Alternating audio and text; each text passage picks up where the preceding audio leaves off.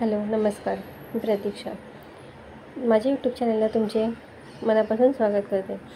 हे पहा, कोळंबी मी मार्केटमधून ताजी कोळंबी घेऊन आलेली आहे. ती साफसुद्धा करून आणलेली आहे. त्यामध्ये एकही काळा धागा ठेवायचा नाही आहे. स्वच्छ धुवून घेतलेली आहे. तिला एकसुद्धा काळा धागा ठेवायचा नाही. छान मच्छी धुवून घ्यायची आहे. मस्त धुवून घेतलेली आहे, पाहू शकता तुम्ही. आता तिला आपण हळद लावणार आहोत. 1 चमचा हळद टाकणार आहे त्यामध्ये आणि मीठ घालणार आहे. छान ते मुरवून घ्यायचं एकत्र. मीठ टाकणार आहे. आता 1 चमचाभर मीठ घालणार आहे. हे पहा, मीठ घातलेलं आहे त्यामध्ये. आता मिक्स करून घेऊयात. छान एकत्र करून घेऊ त्याला. हळद आणि मीठ कोळंबीला छान मिक्स करून घेऊया. आता आपण अर्धा तास जवळजवळ हे एकरूप व्हायला ठेवणार आहोत. छान. आता कढई तापायला ठेवलेली आहे बारीक गॅसवर. त्यामध्ये 1 पळी तेल घातलेलं आहे. 1 कांदा टाकलेला आहे फ्राय करायला, उभा चिरलेला. कांदा छान परतून घेऊया.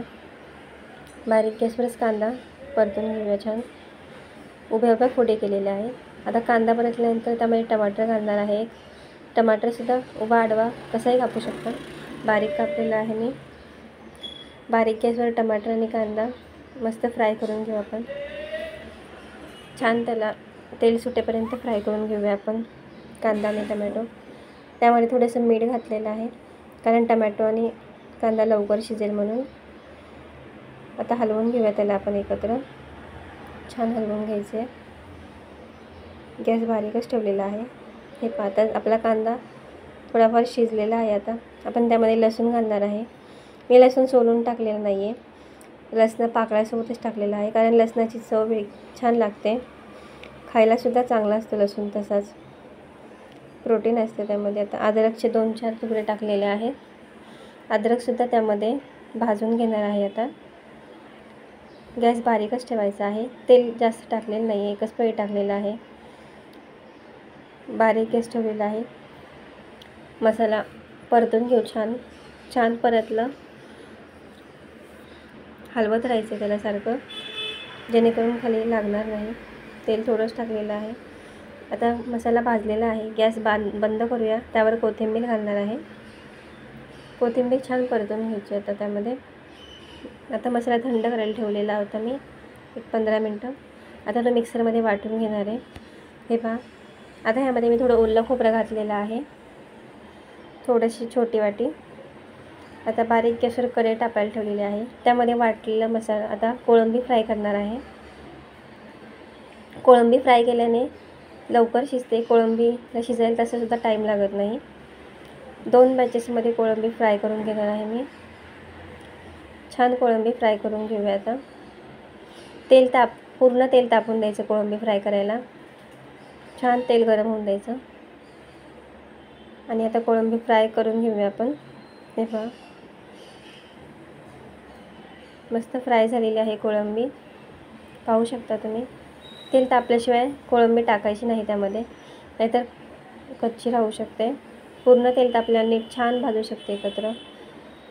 काढून घेतलेली आहे कोळंबी सर्व. आता त्यामध्ये मसाला घालणार आहे. त्या कढईमध्ये आपण वाटण वाटलेलं, तो वाटण आता आपण फ्राय करून घेऊया. छान मस्त वाटण वाटलेलं आहे. गॅस बारीकच ठेवलेला आहे. पूर्ण वाटण टाकलेलं आहे मी त्यामध्ये.